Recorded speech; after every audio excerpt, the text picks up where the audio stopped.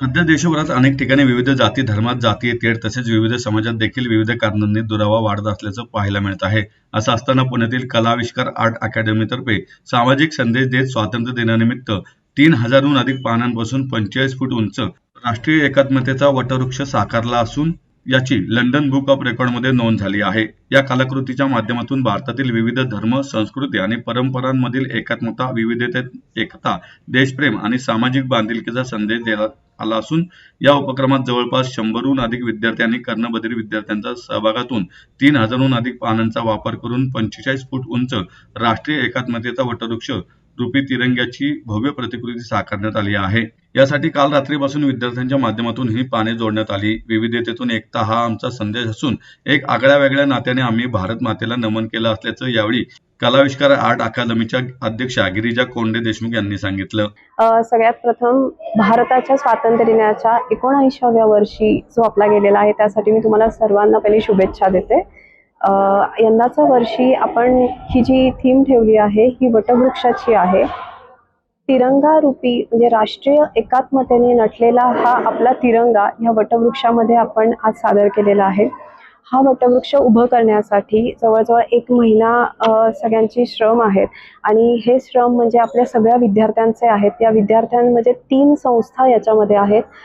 कलाविष्कार art अकॅडमीचे आपले काही students, Ayodhya charitable trust जी वानवडीमध्ये आहे ती, आणि आधार मुकबधीर विद्यालय बिबेवाडीमध्ये आहे. अशा 2 स्पेशल संस्था आणि आपल्या कलाविष्कार अशा 3 वेगवेगळ्या संस्थांच्या विद्यार्थ्यांनी केलेला हा परिश्रम आहे.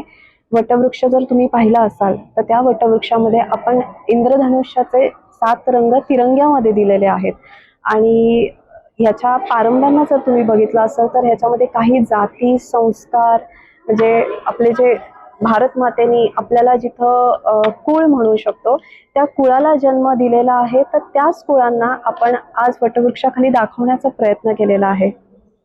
ह्या वटवृक्षाचं वैशिष्ट्य असं आहे की आपला भारत देश हा विविधतेने नटलेला आहे. एकमेव या जगातला असा भारत देश आहे जो संबोधला जातो विविधतेतून एकता. हा मेसेज आपण लहानपणापासून ऐकत आलेलो आहोत आणि हाच मेसेज आपण आज आपल्या कलेतून देण्याचा प्रयत्न केला आहे ह्या सगळ्या कलाकृतीमार्फत.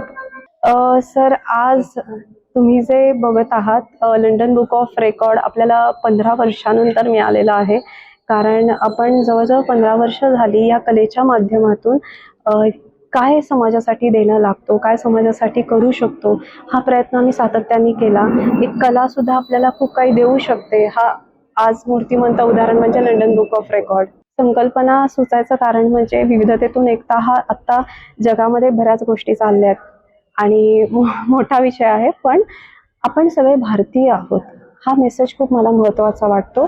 कारण इथे कुठले जात पात धर्म असं मी मानत नाही, पण आपण विविधतेतून एकता साधून आपल्या कलेला, आपल्या संस्कारांना आपण कसं बाहेर आणू शकतो आणि त्याच्याने आपला देश कसा घडवू शकतो हे वाटतं आणि त्यातनंच हा एक छोटा कलाकृती सादर करण्याचा प्रयत्न केला आहे.